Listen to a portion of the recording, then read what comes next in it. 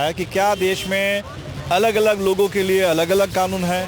क्या ये बृजभूषण शरण सिंह जो भारतीय जनता पार्टी के सांसद हैं, अगर कोई और व्यक्ति होता तो अब तक तो जेल के अंदर होते।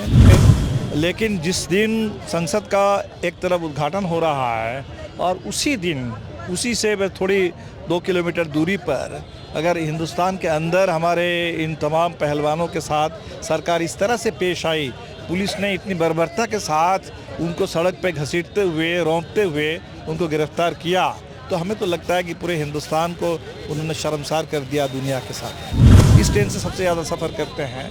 तो आज जो हादसा हुआ इससे बिल्कुल स्पष्ट है कि सरकार के पास रेलवे को लेकर के कोई गंभीर एक योजना नहीं है। तो हमें लगता है कि तमाम रिक्त पदों को अविलंब भरना बहुत ज़रूरी है। इसकी गंभीर जांच की ज़रूरत है और जिम्मेदारी तय करने की ज़रूरत है। वो ठीक है, अब आप कह देंगे कि भाई हमें लाल बहादुर शास्त्री पर फिल्म बनाना है, टस्कन फाइल्स दिखाना है। अगर लाल बहादुर शास्त्री पर फिल्म बनाते हो, कम से कम उन्होंने जो करके दिखाया था, कोई दुर्घटना हो तो उनकी नैतिक जिम्मेदारी उन्होंने ली थी, तो ये तो करके दिखाएं। नमस्कार, आप देख रहे हैं आरडी न्यूज़। मैं हूं योगेश चक्रवर्ती। बीजेपी सांसद बृजभूषण के खिलाफ कार्रवाई की मांग को लेकर महागठबंधन के सभी सातों दल सड़क पर उतर आए हैं और तमाम जो है महागठबंधन के कार्यकर्ता बीजेपी के खिलाफ नारे लगा रहे हैं। आप देख सकते हैं होर्डिंग, बैनर और पोस्टर लिए ये कार्यकर्ता जो है बीजेपी की सरकार को ख़त्म करने की बात कर रहे हैं। हमारे साथ इस वक्त मौजूद हैं माले के महासचिव दीपांकर भट्टाचार्य जी। आइए हम उनसे बात करते हैं। क्या कहना चाहते हैं बिहार की जनता को? इस समय देश के सामने दो सवाल हैं। एक, 5 महीने से हिंदुस्तान के इन तमाम पहलवानों ने जो सवाल उठाया, इतने गंभीर आरोप, और 4 महीने लग गए FIR दर्ज कराने में, वो भी सुप्रीम कोर्ट के हस्तक्षेप के बाद। उसके बाद भी 1 महीने से ज़्यादा समय बीत चुके हैं, अभी तक कोई कार्रवाई नहीं हुई है। तो देश ये जानना चाहता है कि क्या देश में अलग अलग लोगों के लिए अलग अलग कानून है। क्या ये बृजभूषण शरण सिंह जो भारतीय जनता पार्टी के सांसद हैं, अगर कोई और व्यक्ति होता तो अब तक तो जेल के अंदर होते। तो इनके लिए अलग कानून क्यों है? और मोदी सरकार जो नारा देती है बेटी बचाओ बेटी पढ़ाओ, जो उत्तर प्रदेश के योगी सरकार जो कहती है कि हम माफिया के खिलाफ हैं, तो आखिर ये जो माफिया मुक्त हिंदुस्तान की बात है, बेटियों के लिए सुरक्षित हिंदुस्तान की बात है, ये नारों का मतलब क्या, जब ये सरकार एक बृजभूषण शरण सिंह के आगे बिल्कुल लाचार है, नतमस्तक है। दूसरा, हम ये संदेश देना चाहते हैं साक्षी मालिक के लिए, विनेश फोगट के लिए, बजरंग पुनिया के लिए, जिन लोगों ने भारत की जनता पर भरोसा करके उन्होंने वो जो एक्सट्रीम कदम उठाने वाले थे, उससे वो कहा कि हम 5 दिन का समय लेते हैं। इसलिए ये हमारी जिम्मेदारी है। ये जो इंसाफ की लड़ाई है, ये किसी एक खिलवाड़ की नहीं है, 1-2 पहलवान की नहीं है, किसी की व्यक्तिगत लड़ाई नहीं है, पूरे देश की लड़ाई है। बीजेपी के नेता लोग कहते हैं यशस्वी प्रधानमंत्री, देश को कहते हैं कि विश्व गुरु बनाने वाला प्रधानमंत्री।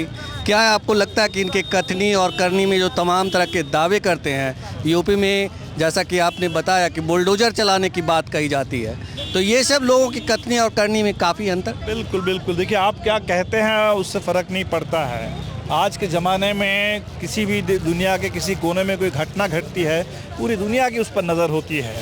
तो मोदी जी कुछ भी कह दे, लेकिन जिस दिन संसद का एक तरफ उद्घाटन हो रहा है और उसी दिन उसी से थोड़ी 2 किलोमीटर दूरी पर अगर हिंदुस्तान के अंदर हमारे इन तमाम पहलवानों के साथ सरकार इस तरह से पेश आई, पुलिस ने इतनी बर्बरता के साथ उनको सड़क पे घसीटते हुए रौंदते हुए उनको गिरफ्तार किया, तो हमें तो लगता है कि पूरे हिंदुस्तान को उन्होंने शर्मसार कर दिया दुनिया के साथ। बुलेट ट्रेन की मैपिंग हुई है और दावा किया जा रहा है कि 2025 तक हम बुलेट ट्रेन चला देंगे, लेकिन उससे पहले इतने भीषण ट्रेन हादसे हुए और वंदे भारत ट्रेन की जानते ही हैं आप, क्या कहना चाहेंगे?